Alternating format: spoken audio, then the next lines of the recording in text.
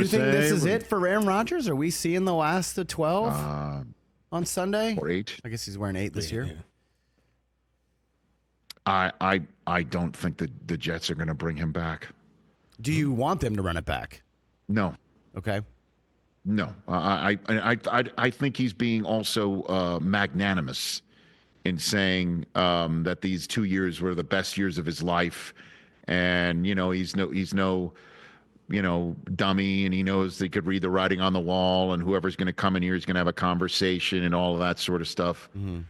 I can't imagine these last 2 years with his Achilles blowing out and then everything else on the field. He must be referring to off the field stuff and how he was able to move to New York or New Jersey and live that life and, clear his head or whatever. But he also said he needs a mental break. I mean, I heard everything he had to say. Mm-hmm. But it's just there's no reason to run it back. I just don't think there's any. It just didn't work. It didn't work, and it's time for a new person to come in with a whole new quarterback setup and a whole new situation.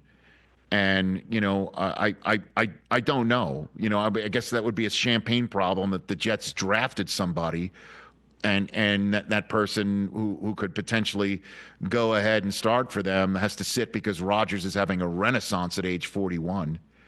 It just didn't work. It didn't work. The plan was to have, these kids that needed some growing up, to have the grown up and Rodgers come in and start winning football games, and he blows his Achilles out. And then this year was a total, complete disaster that was made worse by firing the coach in week 5.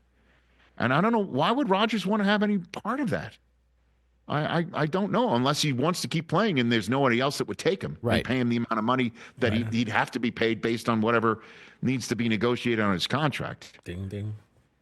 Yeah, he low-key, right? I mean, despite the record, he played pretty decently. I mean, things didn't go well for the Jets this year, but if you look at his numbers, the numbers aren't awful. But there were times when he would make the mistake and it would be backbreaking, and the other mistakes that were made around him. And then there would be situations like Mike Williams, and he underthrew him, or something happened in London where he threw that interception at the end of that game. He's not blameless. He's not faultless in this whole situation. No, but it was wild to hear Damian Woody call him a potential bridge quarterback. It was like, whoa. Well, why would he want to do that? What's the point of it? Unless he loves it so much and he can't quit it. He's no doubt he has a million opportunities, I'd imagine, to do whatever the hell he wants to do. Whether it's in the real world, in politics, or whatever he wants to do. I just don't.